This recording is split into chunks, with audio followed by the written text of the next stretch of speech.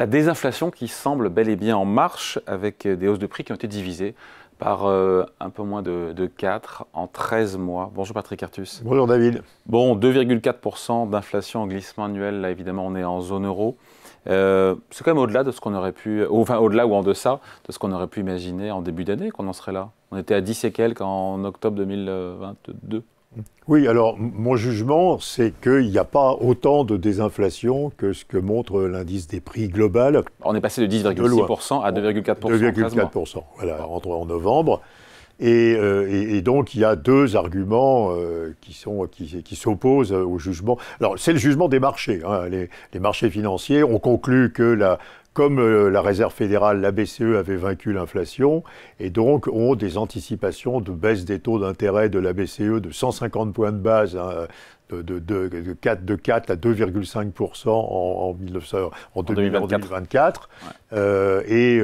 Et donc les marchés croient que l'inflation est vaincue, qu'il n'y a plus de problème d'inflation et qu'on va retrouver une situation complètement normale avec une inflation autour de 2%. Et pourquoi pas? Alors je crois que la situation de la zone euro est très différente de celle des États-Unis. Alors pour deux raisons. Un, il y a ce qu'on appelle des effets de base. C'est-à-dire que quand vous calculez l'inflation qui est effectivement de 2,4% entre novembre 2023 et novembre 2024, vous incluez dans cette mesure... Entre novembre 2022 et novembre 2023. Entre novembre 2022 et novembre 2023, vous incluez dans ce calcul de l'inflation toute la baisse des prix des matières premières qui est vraiment centrée sur la fin de l'année 2022. Par exemple, et essentiellement la baisse de l'énergie, mais la baisse des métaux industriels, la baisse des produits agricoles, la baisse des semi-conducteurs, la baisse du... Donc le reflux de l'inflation, ce n'est pas l'action de la BCE, c'est le reflux des prix de l'énergie et des métaux. Alors quand vous synthétisez ce recul global des prix par le chiffre des prix des importations, ouais. Parce qu'on importe essentiellement des produits qu'on ne fabrique pas, hein, c'est de l'énergie, des métaux. Oui. Le prix des importations de la zone euro a baissé de 8% en un an, hein, entre novembre 2022 et novembre 2023. Ouais.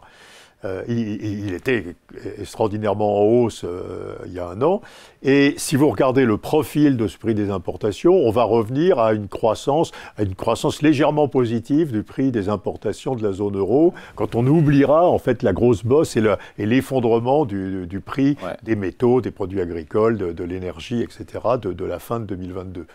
Et donc, si vous calculez cet effet de base, c'est-à-dire que vous trouvez qu'il est de 2,2 points. C'est-à-dire que quand on perdra l'effet de la baisse de tous ces prix de matières premières et des prix des importations sur l'inflation d'ensemble sera plus élevée de 2,2 points. C'est-à-dire que si elle reste, si les autres composantes de l'inflation restent les mêmes, ça sera 2,4 plus 2,2, ça fera 4,6% au point le plus haut de la remontée de l'inflation.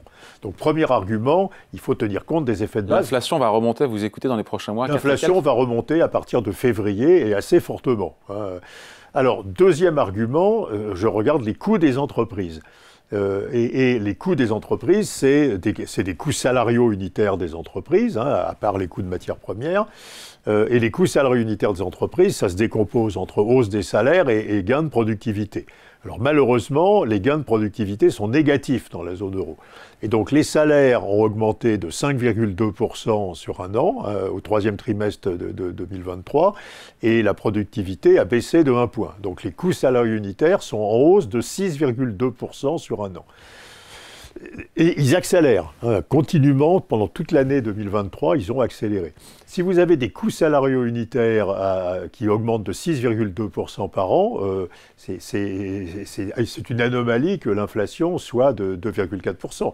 Et donc c'est dû à, un, ces effets de base dont on vient de discuter, et deux, une baisse assez modeste, mais quand même visible, des marges bénéficiaires des entreprises, qui ne répercutent pas toute la hausse des coûts dans leurs prix. Et François Villeroy de Galhau était avec nous le lendemain de la BCE, c'était le 15 décembre cette année. Il a dit oui, admettre que l'inflation pourrait augmenter de quelques dixièmes. Oui, mais c'est beaucoup plus de quelques dixièmes. À nouveau, la normale de l'inflation, si vous regardez les coûts salariaux unitaires aux États-Unis, ils sont à 2,8%. Donc la normale de l'inflation aujourd'hui aux États-Unis, si vous enlevez tous les bruits, c'est 2,8% d'inflation. La normale de l'inflation de la zone euro, si vous enlevez tous les bruits, c'est 6,2%. Hein. Et donc, il faut vraiment dire qu'on a une menace de remontée assez forte de l'inflation. Même avec un pétrole à 75 $, même. Oui, mais un pétrole à 75 $, mais vous avez une remontée un petit peu des prix des métaux, hein, qui ont baissé beaucoup et qui remontent un petit peu. Les prix des produits agricoles vont se stabiliser, mais ne vont pas baisser.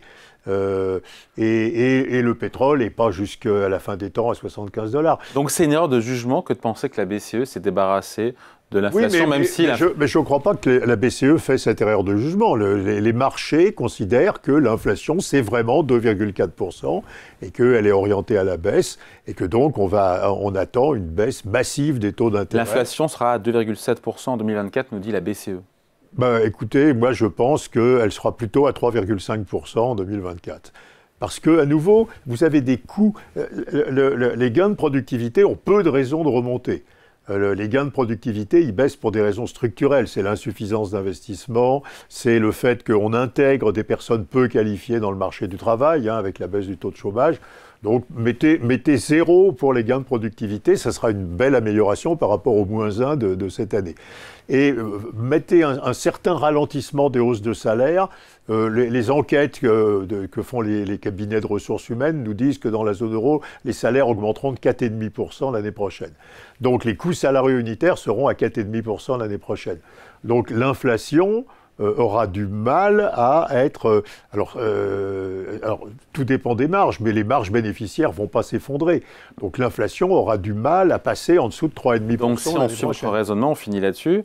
Si on a 3,5% d'inflation l'année prochaine en zone euro, il n'y a plus de baisse de taux de la BCE en 2024. Et là, pour le coup, c'est un changement de paradigme parce que c'est le scénario sur lequel les marchés parient. Oui, mais je crois que les marchés feront une complète erreur d'analyse. Les marchés anticipent la même baisse des taux d'intérêt de la Réserve fédérale et de la BCE, c'est-à-dire 150 points de base. Aux États-Unis, d'ailleurs, c'est douteux qu'on ait 150 points de base de baisse des taux, mais si vous enlevez cette composante bizarre de l'indice des prix américain, qui est les loyers imputés aux propriétaires de leur logement, vous avez 2,5% d'inflation aux États-Unis, et à peu près comme dans la zone euro. Mais simplement, il n'y a pas d'effet de base. Il n'y a pas une bosse sur les prix de l'énergie ou les prix de l'alimentation aux États-Unis. Et donc, c'est une vraie inflation à 2,5%. Dans la zone euro, honnêtement... Alors, un autre argument, c'est le prix du PIB.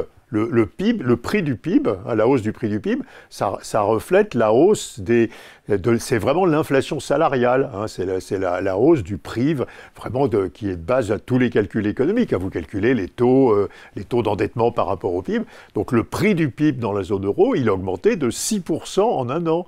Alors le prix du PIB aux États-Unis, il a augmenté d'un peu moins de 3%. Enfin, le résultat, c'est qu'il y a de la déception en vue pour les marchés si l'inflation est à un niveau plus élevé que prévu en 2024 et qu'on n'a pas toutes les baisses de taux que les marchés escomptent. Il n'y aura absolument pas 150 points de base de baisse de taux. Peut-être que la BCE sera un peu forward-looking, c'est-à-dire elle baissera les taux à la fin de l'année un peu en anticipation de la poursuite de la désinflation en 2025. Mais attendre des baisses de taux sur les 3 premiers trimestres de l'année, c'est complètement héroïque. Ça veut dire potentiellement, fini là-dessus, une correction sur le marché des actions, parce que ces records du marché des actions sont complètement irrationnels.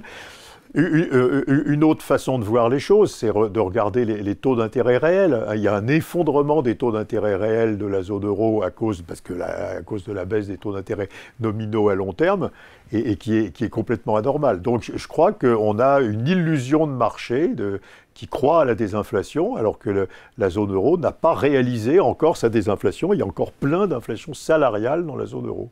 Allez, merci beaucoup. Explication signée Patrick Artus, économiste chez Natixis. Merci. Merci David.